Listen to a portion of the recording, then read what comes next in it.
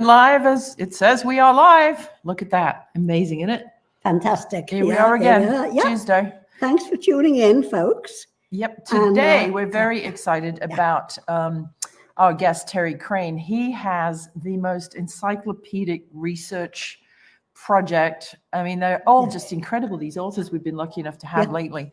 But he's the author of NEMS in the Business of Selling, Beatles Merchandise in the US, 64 to 66, which is now in its second edition. And then his new book, Copywriting the Beatles, is a 3-volume series that chronicles over 900 Beatles and Beatles-related copyrights from 64 to 66. Imagine in 2 years they had 900 copyrights. Yeah. I bet the copyright lawyers were going cha-ching. Yeah. So the task of documenting all these related copyrights is a daunting one. So Terry has assembled as detailed a book as possible in 3 volumes.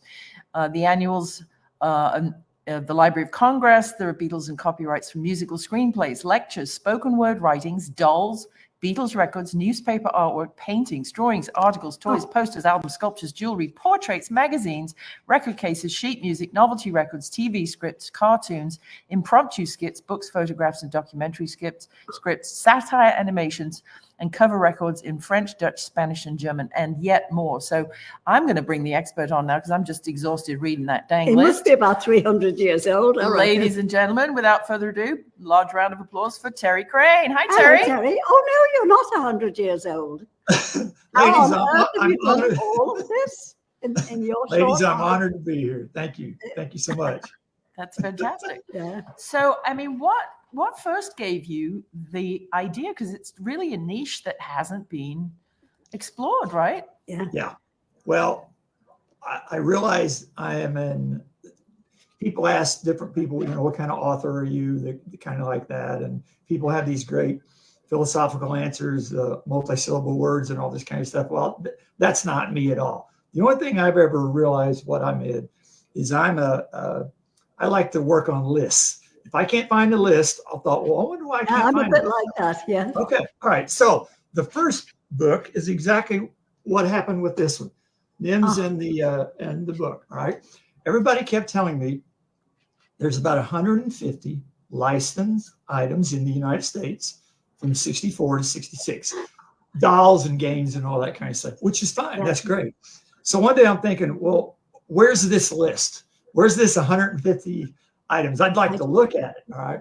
So, of course, you start Googling. You start looking around. You start researching. Here's a list of 80 over here. Here's a list of 20 over here. There's 30 over here. Some of them are the same. Some of them are not. And you realize there is no list. Wow. That's all I needed. I'll make a list. And I start making a list. And I start collecting information about each one. And the next thing you know, that's what happened. So it's what we call in this household hashtag spreadsheet from hell. You got it. I'm with you guys. I know exactly what you're talking about. Yeah. So not to jump around here. So while I am looking for research for this book, I go out to the Library of Congress. The Library of Congress has some wonderful things you can look through online and everything. And they're very detailed. They've got all the copyrights and everything, 64, 65, 66, no matter what is it, the art or it's music or whatever it is, there is a listed copyright in alphabetical order that you can go through and you can look for these things. So while I am out researching the memorabilia book, I keep seeing copyrights for all these goofy things that are Beatles related. And I'm thinking, what in the world is this stuff? Because it's not what I was looking for right then. Okay. Right. So I kept thinking, if I ever get the memorabilia books done, I will come back and revisit what the heck these other things were out there. Wow. And that's what I did after the book was done and I started that. I started that. And of course, I'm going, well, there's no list of these things. Well, here we go. I start making a list and I start making little notes and everything about that. And I'll be honest, I kept thinking, I kept looking, I kept finding. I would search Ringo. Here's a whole thing in the copyrights. Paul, John, Fab Four, Beatlemania, whatever I could think of. And I thought, this is nuts. There's so many of these things out here. I don't know what these things are. And I'm not a bad researcher, and I have half a clue about the Beatles and all that. But there's stuff out there I had no idea what the heck was going on this stuff. Wow. So I start making a list, and the next thing you know, I have a 3-volume set of this thing, hardback, and they're about 1.5 inches thick. All 3 are 12 pounds, and you know, I'll be honest, ladies. I got to the point where in my research, I'm going, please, I hope I don't find another one. Stop, yeah, exactly. I know the feeling. Yeah. Oh my Lord. Yeah.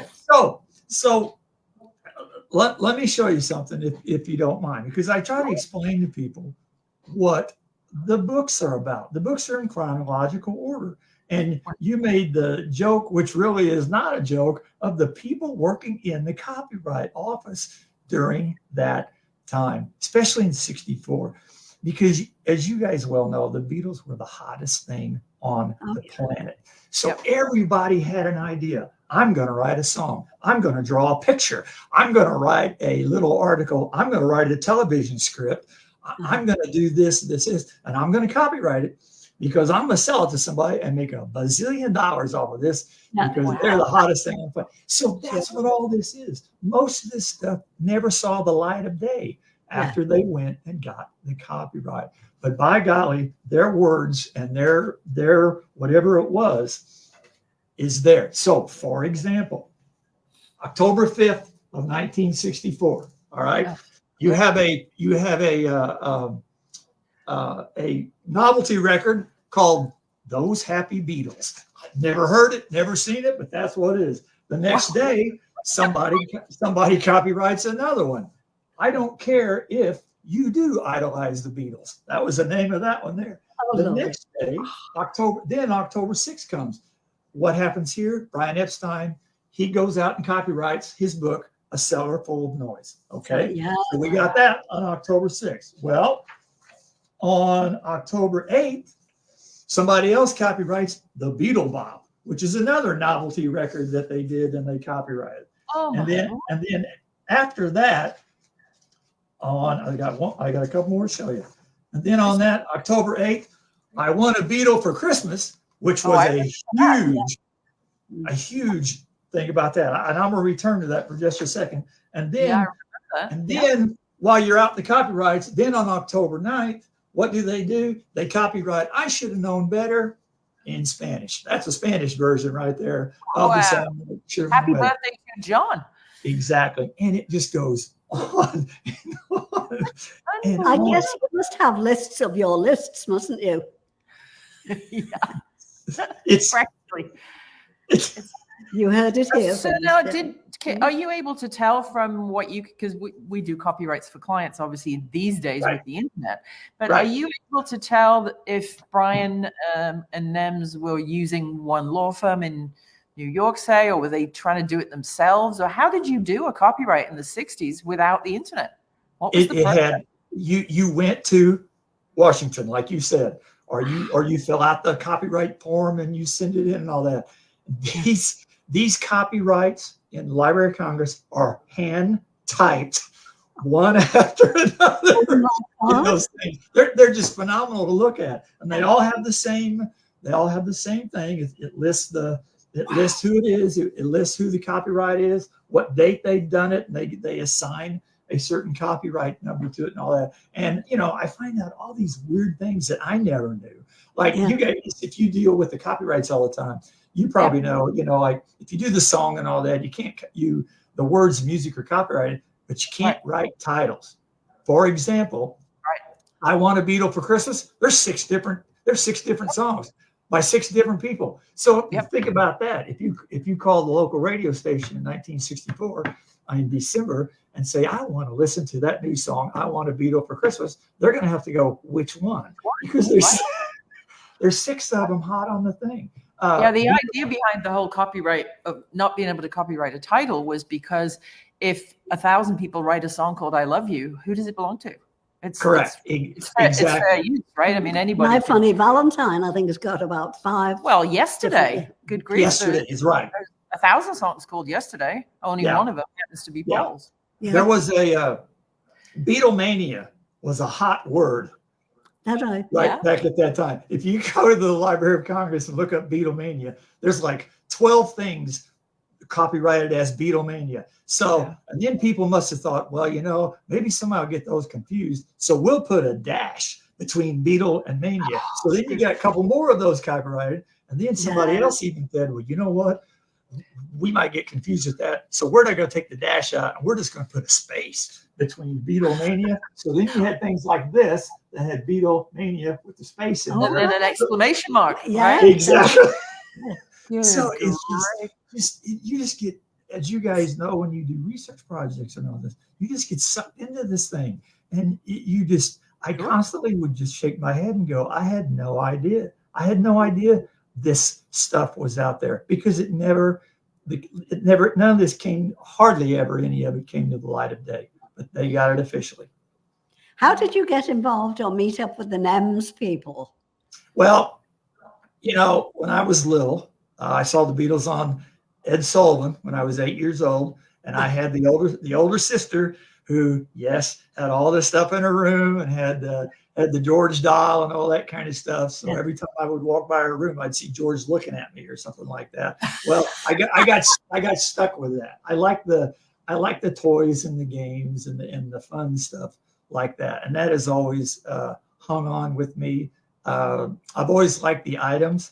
I'm the kind, though, that if you ask me, how much the George, the Paul doll is right there, I'll go, I don't know. I said, but I'll go, but Find it, yeah. And I'll tell you all the history about. I see. Yeah. That's the kind of stuff I like. It's so difficult to appraise things nowadays because, you know, it's like art or carpet. We have one client, Nick Marshall. He collects old Turkmen and Armenian carpets.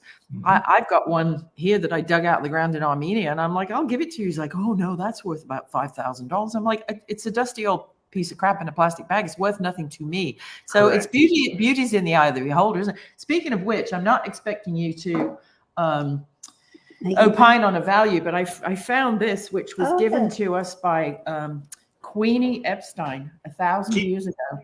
Keep that. It's a piece of fabric it's been sewn through. It was the curtains in somebody's van, apparently. How it wound up with Queenie and them, I don't know.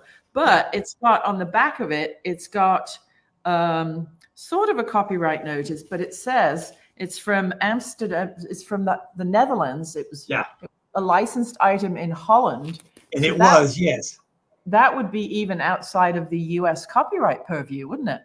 Yes, that was at that time. NEMS would issue. Yes. You had the company called Celtab that did all the U.S. copyrights. Well, NEMS then, and that was NEMS had them do that. They also did their own. NEMS did their own, and that's one of them. They did their own, and they would offer the world rights, is what they call it, to that kind of stuff. So you had the world rights. You had UK rights, you had UK and Wales, you had US, you had all kinds of, it got very confusing at that point. But that one you keep right there because that's a great piece right there. Yeah, originally I was going to cut it up and make a cushion cover and have it as a throw pillow, but I don't want to take scissors to it because it's got all of this old original copy. You know, I don't want to cut that off. Correct. Yeah, that's the license. That's the license when NEM issued them that license. That's what that is. Yeah, no, it's in our fireproof box, but I thought you may have seen these. The cheesiest of drawings. And and look how it pops off those colors there. It looks great. Yeah, and it says the Beatles on it, but it's not even their logo with the drop T. No, and then they stick all the twist and shout and some of the. Yeah, I want to hold your hand, and it's crazy. That's what makes it cool. And see that helps. That helps when you can date the piece. Also, you can say what songs are on there and what songs are not. So that gives you an idea of where you can date that kind of stuff. I know it's got twist and shout, and I think it's got "She Loves You." It says exactly. World copyright. Envy storm would you never heed into. Doodle. I don't know. Whatever. I'll try not to spill red wine on it, should I? It's good stuff, as you guys know. Now, I do have a question for you. You had a story once, I think, because I think I asked you once, did you have any Beatles memorabilia? And I think you told me a story about losing sometime. Oh, I had a lot stolen, yes. We used to have an office in Birkenhead, and we had a young girl working for us, and she said, oh, I've never seen a gold disc. And I said, oh, I'll bring some stuff in. So I loaded up a cardboard box, brought it into the office for this kid to see. And at the end of the day, I put it back, and it was Christmas week, and people were having office parties. In Hamilton Square, Birkenhead. Hamilton Square in Birkenhead. We had a company called Cloth Cap Management, very high class. Anyway, our lawyer, who was in the same building, said, oh, come and have a glass of wine before you go home. So I plunked the box in the back of the car, went and had drinks, had too many drinks, and I thought, well, I'm not driving home. I'll take a taxi. I'll get the car in the morning. I did, and it was empty, and the box was gone, and the window was broken. And, there was all sorts of gold discs. There was a program from the Royal Variety Command performance when the Queen Mother and Princess Margaret were there. Autographs. All sorts of stuff, Yeah, there was another story when we moved from Liverpool area, from Wirral down to King's Lynn in Norfolk, which is near Sandringham, the King's estate. We, of course, had to stop for fuel and something to eat, and we didn't put our valuables in the moving truck because it was making sort of 3 stops along the way. And same thing happened. Somebody must have followed us out of Liverpool. And when we went into the service station, we went into the cafe, we got petrol, we went into the cafe, we used the bathroom, we got something to eat, came out, the back window was smashed and the box was gone. Same thing. Many years later, we're sitting in the Hard Rock in Honolulu, Hawaii, and there was a triangular, transversely mounted gold discs, and they only made 4, and Paul got one of them for, I think it was yesterday. I don't remember. It was a single, and it was the only one that was mounted in a sort of a diamond shape. It was a square frame, but it wasn't the right way up. And we're shown to a booth to go and get our barbecue ribs on at the Hard Rock, and I look, and there it is on the wall. Oh, God. So You're it made it from a rest stop petrol station in the middle of Norfolk to Honolulu, Hawaii. How many hands had that been through? Huh? Yeah. I was almost tempted to say to the waitress, I was like, that's mine. Can you add that to my bill, and can I take it home? What are you gonna do? What are you gonna do? Exactly. Yeah. But there's stuff out there that shouldn't be.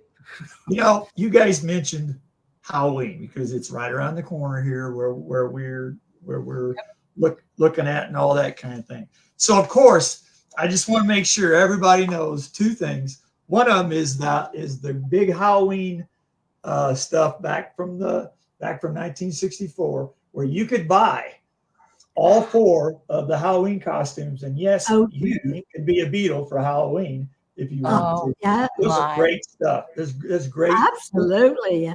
Those are great pieces. And what's interesting is just, and I've had this in here for a while, but just this morning, as I'm getting ready for this show here, I was looking closer at the label that goes in the back of the Halloween costume like that. Okay. So the label says it's treated to temporarily retard flame, which is good because you don't want your little kid going around there. Since in the 60s, everybody's smoking so much, you don't want your kid to go up in flames as you walk around. Otherwise, you'd be wind up singing, goodness gracious, great kids on fire. Exactly.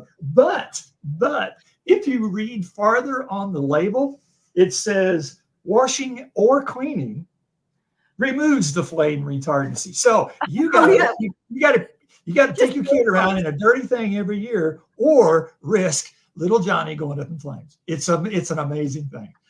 Isn't that lovely? Gorgeous. Yeah. Oh my goodness. How lovely.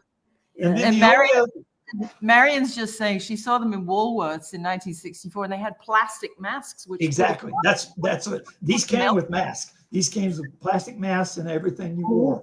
Now, and then when you went out dressed as John, Paul, George, or Ringo, the good thing was I have Beatle collectors and people tell me they remember this, but when you knocked on the door in your Beatle outfit, what did you get?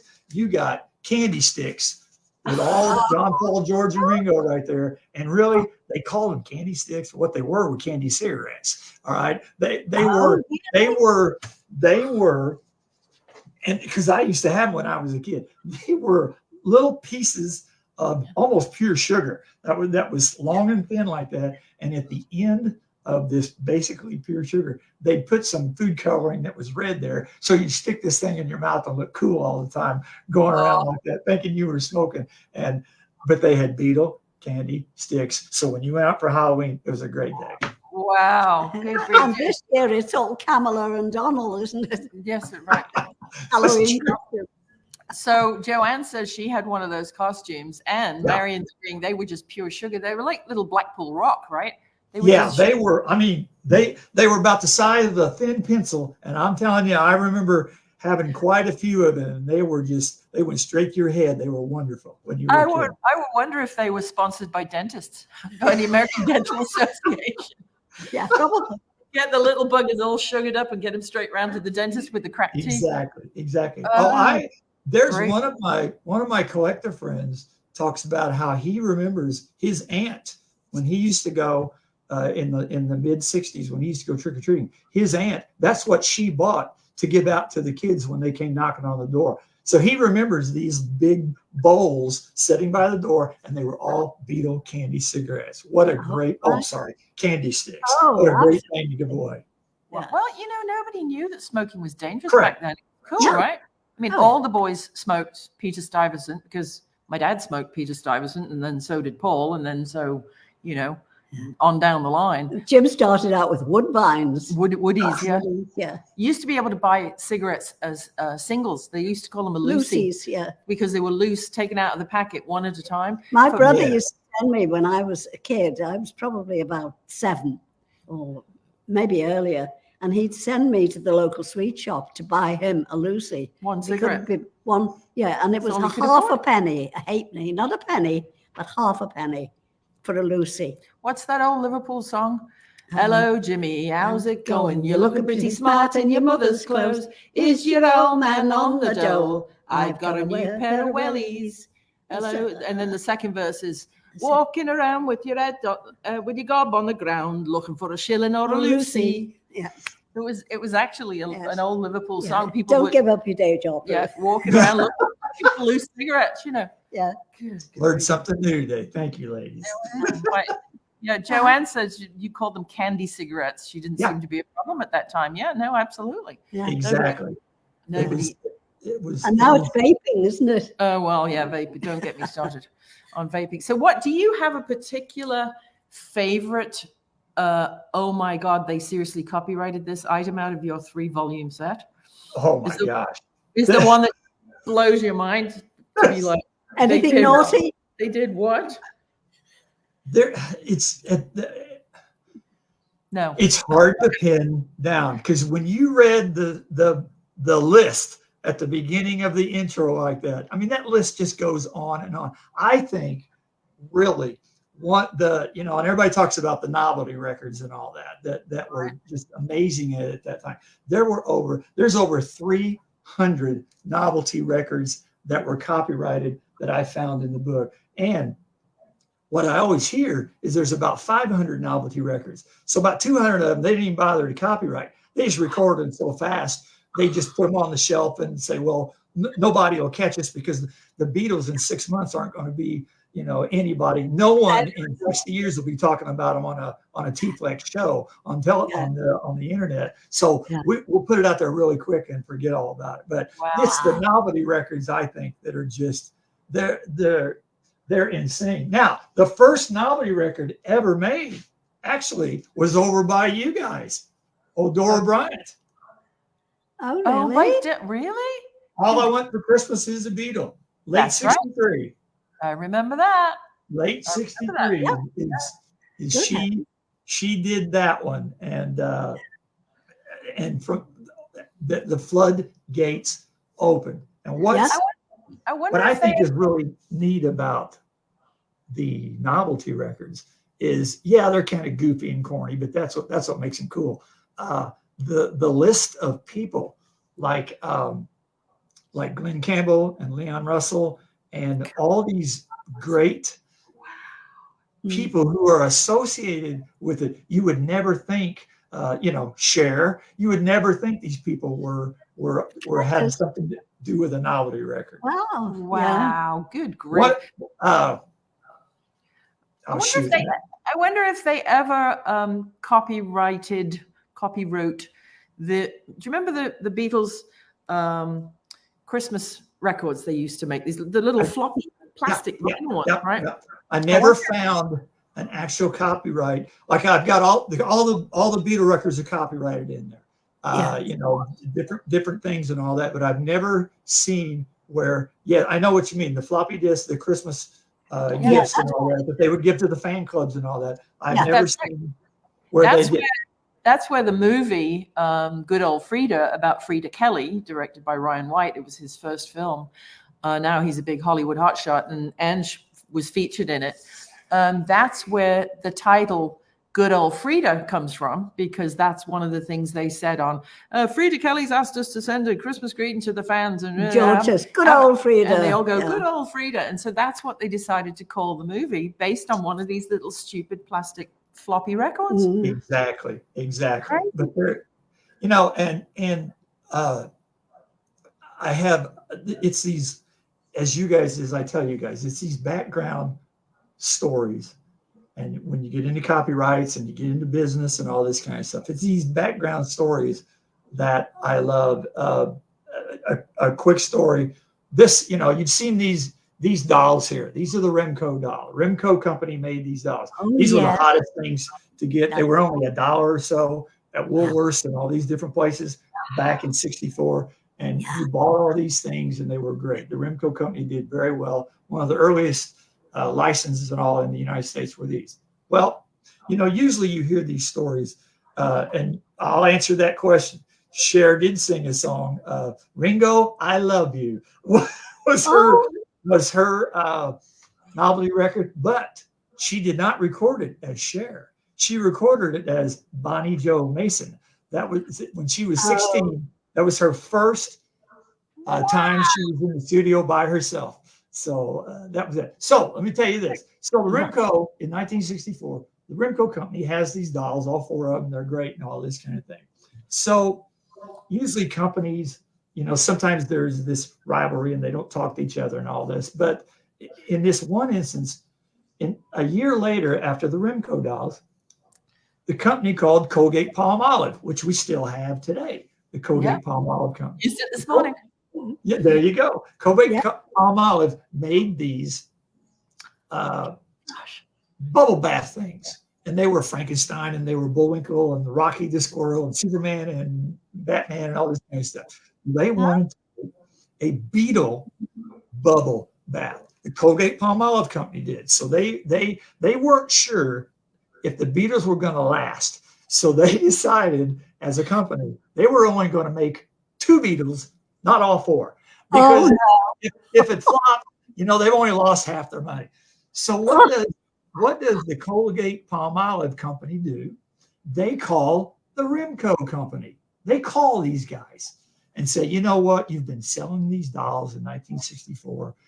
Tell us who the 2 most popular Beatles are that you've sold in these dolls, because that's the 2 we're going to make bubble bath out of. Yeah. So Remco company looks up their stats and they go, well, Paul is our 2nd most popular doll. And they said, but Ringo outsells the other 3 5-1. Ringo is the popular doll in the United States. So Colgate Palmolive says, okay, now we know what 2 we're going to make, so we can get on this Beatle thing. So they make Paul and Ringo in their bubble bath with the heads screw off, and you got the bubble bath in your bathtub. Well, you could go on refilling it forever, couldn't you? I'm sure Terry does. So that's companies sharing information as much as they can. Wow. See, if I was Remco, I'd have lied to Colgate Palmolive and told him it was John and Julie. So that's the kind of stuff I like. It's the goofy, wacky stuff like that. And the copyrights are the same way. They're just goofy and wacky, absolutely Priceless, fascinating. yeah. There's a guy in 1965. He draws this picture. Yeah. Called the Beatle Monster. Jim Jones is his name. He goes on to be a very popular graphic artist in the anime Yes. and the style and all that kind of stuff. Well, he draws this, gets it in a couple of magazines. Does he make any money off of it? No. Does it have a copyright? It sure does. So that's what I mean. That's the kind of stories that you find in the books like that, things like that. That's absolutely amazing. Mhm. Go ahead. Yeah. You had a question. So yes, I can't imagine how many years you must have spent researching these books, and then you went on to educate students. How did that all come about? Did you was it an offshoot of your writing? Which came first, the teaching or the Beatles? In other words, the teaching, the working. I used to work at a college. Worked there over 30 years. And, I do little things in there like that and keep my notes and all that kind of stuff. But it really did it was after I retired that I really, that's the passion. That's what you dive into. Everybody's got to have their own little niche when they retire. And that became mine right there. I could sprinkle things into my college career. I think, I started the Beatles course at our college. It was an accredited college course at our place. It was great fun. I had Jude Southern Kessler, which I believe you guys know. Yes. Jude came over once to our college. She was visiting in the area. She came over once and gave a wonderful lecture at our college that I set up. So I had a little in getting going there, but it wasn't until I actually retired. That was probably about 7-8 years ago that I really started diving into. I had time, as everybody knows, to start diving into that primary resource, isn't it? In your business. So when you say it was a college accredited course, was it part of a marketing course or a liberal arts college or a music class? Or how would they earn credits in which department? Because I don't really understand the American education system. It was a humanities course, or they call it a general elective. Either one, the student could plug it in. If you're getting your college credits and somewhere in your list of courses to take, it says you need to take a 3-hour humanities course or just a 3-hour general elective, by golly, they can take the Beatles right there. That's great. Well, very interesting. I don't know. Because I grew up in it, I just know this stuff intrinsically because, it happened around me. Right. I don't know how you would ever go on to create a career having that course. But then again, nowadays, with so many influences and Taylor Swifts and whatever, I'm sure your students took a lot away in marketing and copywriting and law and understanding a brand and understanding territories and stuff. So what may seem to some parents like, what are you taking a course in the Beatles for? There's so much in there about Apple and NEMS and Cell-Tape Limited and, all the way that Brian had to learn on his feet. I mean, he was, good grief, he was 32 when he died. So all this stuff was happening to a man in his mid-20s. Mm-hmm. And while he had a business background with NEMS, with the music store, this was just completely different, wasn't it? Oh, yeah. They sold pianos and they were a music store. Washing machines even, didn't they, at one stage? Right. Yeah. There's some great old footage of Frida Kelly in NEMS in one of those listening booths with the headphones on, jazzing and because you had to go into the record store to hear the record, and then you could say, "Can I listen to so and so?" Okay, I like it, I'll buy it. It's such a weird idea. Yeah, and think about that. You had all these, I guess, unopened records. I mean, opened records, albums and albums. That people would put out and put it on there and put it back. Put it back in there. You know what? And we don't want to go kids these days, but you know what? They have no idea when it comes to, they put their phone on and they download an album in 12 seconds and they're ready to go. They have no idea how cool it used to be to have to go get that kind of stuff.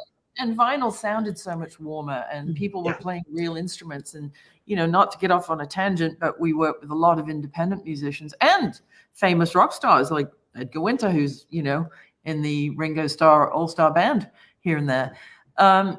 If you download one song from Apple iTunes or Amazon and you pay 99 cents for it, the label winds up with 59 cents and the artist usually winds up with about half of that.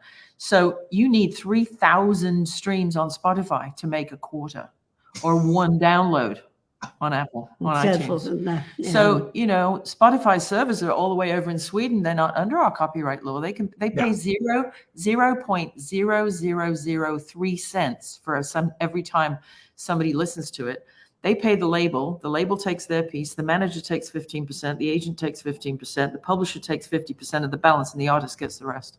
So buy your music, people, please. Yeah. And, you know, I try to tell if the quote grandkids or the youngsters will listen, I go, well, you know, Taylor Swift was number one. Well, that's great. I love all that. That's wonderful. Yeah. I said, but it was different when you had to get up, go to the store, flip through the racks. And say, can I hear this one? Go and walk out and buy it. It was way different to get that on the chart than it was to sit here on your phone and just do stuff like that. Yes, I know. We were lucky enough to, Anne just got a documentary series about strong women in the works called Here's a Story. And before she passed, we were lucky enough to go to Valhalla Records in Oak Park, Illinois, which was owned by the late, great Val Camilletti, who was the inside sales rep for Capitol Records Chicago when the Beatles were there. And she used to pick him up at the airport. And John would always say, well, come on, Val, you know, come and be our den mother, whatever. We'll get you a ticket for the show tonight at Kaminsky Field or whatever it was. Nope. And she said, nope, I'm not going to stand there while those disrespectful little minxes scream at my boys and they can't hear themselves. Knickers. And wet themselves. And shriek. She was a piece of work, man. But lovely. Valhalla Records is still it's moved, but it's still one of those fantastic old, and the smell when you walk in an old record store, you know, kids need to, thank God they are discovering vinyl again. But her shrine, her customer restroom was a shrine to Elvis and the Beatles. It was like nothing you've ever seen. It's amazing. People are lined up. It's like go to the toilet so that you see the She had like a papier-mâché Mount Rushmore of them on the toilet wall. You know? It's a piece of work. So if you ever get anywhere near Oak Park, go look up Valhalla. It's an experience that has gone away unless you find one of the old ones, and it's always great to walk in. And you're right. The moment you open the door, the smell just takes you away. Yeah, right. Marion's saying, I love the smell of a new album coming straight out of the paper and the cover. And sometimes, you know, when I was growing up in the 70s, if it was a Partridge Family or a David Cassidy, it would have a poster with it or a fold out with the songs and the lyrics and everything. And you just, you know, the experience of opening an album, as opposed to these stupid little I'm an old cranky white lady now. These stupid little headphones that, you know, they're MP3s. It compresses the snot out of, you know, the sound is just absolutely crazy. So your website, fabgear.company, has got some fascinating stuff on there. And you're also in our Imagine and Wonder family with Stephen Wilson. Yes. And you can find all your stuff on the new goldenage60s.com as well, which we're working with Stephen to get finalized and launched. So, you know, there's no getting rid of us now. You're in the family. You're stuck. I get that. And you might get rid of me sooner. Yeah. I know. The Golden Age 60s, you know, I know Stephen and you guys have worked wonderful to get that thing up and running. I have some blogs out there now on that site. I think I'm going to throw a few more out there. So I'm excited to be a part of that. And, you know, and I was always going to remind people it's Golden Age 60s, and at the end it's 60 with an S. Golden Age 60s is how you find it.com. .com, absolutely. Yeah, we're going to have much more stuff from Angie's Ticket to Ride book, which is an Imagine and Wonder book.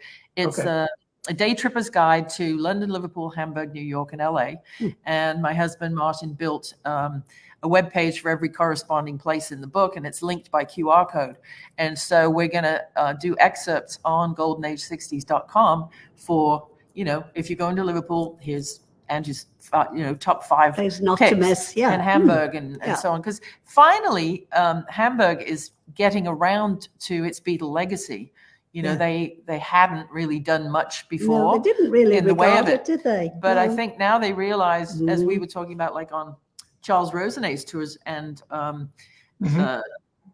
Scott Fryman and Ken Womack's tours. There's so many people who go to Europe just because of the Beatles. Yeah. Hamburg might as well throw their hat in the ring, right? Exactly. Oh, And yeah. it's just those tours like that, as we thought, they're wonderful. They take you all around. They should tell you the little nooks and crannies. And did you know? Yeah, and you meet the real people. Yeah. Yes. Exactly. Yeah. We went to. It's just when I went on one of those Charles Rosenay's tours, which was wonderful. And of all things, we happened to be there, and this was really an accident. We were there when they unveiled the Brian Epstein statue. Wow. I mean, of all things, it's like, oh, that's going on this morning. We all run down there, and it's it's all timing, and it's accidental timing. Yes. There's something about the people, our regular guests that tune in, and that Mark and Carol's Fests for Beatle fans, and what Stephen Wilson's building with goldenage60s.com. It's almost like, even if you don't know people, you feel like you know them, because the commonality is just this love of music and peace and humanity and the Beatles and all that stuff. If you run into people on a Beatles tour, you've got so much in common. You just know that already. Exactly. Yeah. It's fantastic. One of the things I noticed when I would go out and give presentations about the memorabilia. Okay. So that when my presentation was over, I would have people come up to me afterwards, and they would go, you know what? We were there in the 60s. We bought that stuff in the 60s. We loved it. And then they would go, but we had no idea there was so many things out there. But so this brought a little more thing. And every one of them would always talk to me. And I got the phrase, I coined the phrase memory trigger, which is what you talk about with when you meet. These things triggered a memory of something. That's right. We've done Beatle tours with you guys and all that kind of stuff, and you meet people like that. But there's a memory trigger between the two of you that really comes across the gaps there and helps things out. But so that's what I think is kind of neat about all this kind of stuff, is it gets those memory triggers going. Yeah, I have found when I've been researching for, like, I recently did a book called All You Need Is Tea, which is the history of tea from all over the world, from the 330 BC. 330 BC. Yeah, that's even before I was born. About 3 weeks before Angie was born. But with researching a lot of stuff and discussing it with other people, I would have dreams at night. It must have just unleashed something in my brain. Yeah. I'd have dreams of when I was young and having tea at Lions Cafe in Liverpool, or the Cardoma Cafe, things I had not consciously thought about all of my life. Yeah. Well, that's the beauty of books, and I'm glad books are making a big comeback, and that people are actually reading them. That's why we use a lot of QR codes in our books, is so that is that cross-generational thing. If the kid or the grandkid wants to consume it on an electronic device, on a video or on a web page, it's great. That's the QR is kind of the bridge between the past and the future. I agree. Yeah. I threw in some QR codes in the Copyright the Beatle books. Yeah, I saw that. The QR codes, they'll go to maybe a YouTube. If it's a novelty record, it'll go to that novelty record. Yeah, so yeah. If they read it in the book and they go, "Oh, that can't be real," well, they can click the QR code. It is. Yeah, there it is. We did the same with this. Oh God, it's heavy. This tome that's available on. Also on Golden Age 60s, and There Are Faces I Remember. And we did that. Everybody that is in the book that we've interviewed on TeaFlix, there's a QR code in there to go and see the interview. So it's just hours and hours and hours of entertainment that, and it encourages the younger generation to start buying and collecting and reading books. I think that's fantastic. So what's next for you? What are you working on at the moment? Well, I must admit that when I found the 300 copyrights of the novelty records in there, and I kept hearing, well, there were 500, but here we go. I'm thinking, well, if I found 300 and there's 500, where's the other 200? That's all it took. Yeah, that's all it took. So wow. So I'm working on that. I'll tell you what, a real quick thing about a novelty record. I interviewed once, and I can't remember. I think he was on from the a group called the Bugs or something like that they did. And he said, if you want the novelty record, if you want to sum up a Beatle novelty record, he goes, here's our best story. They watched Ed Sullivan on the Sunday night. Okay. Monday morning, they write real quick a novelty record, a novelty song about the Beatles being on Ed Sullivan. Tuesday, he took it to his band and they learned this novelty record. Wednesday, they recorded it, cut the song and all that. Thursday, they redid any kind of tracks they had to do or whatever. Friday, they decided what cover they were going to do, and they cut the cover off and they printed the record. And by Saturday, it was on the local shelf. Oh my God! My God, that's and the average shelf life for a Beatle novelty record was only 2 weeks. Oh Because my. Wow. they weren't very good, but they were so bad they're great. Well, if there's anybody happens to watching this whose uncle or aunt or grandmother or granddad made a Beatle novelty record and wants to get in touch with Terry Crain, what's a good way for them to do that? Because we reach thousands of people. You never know.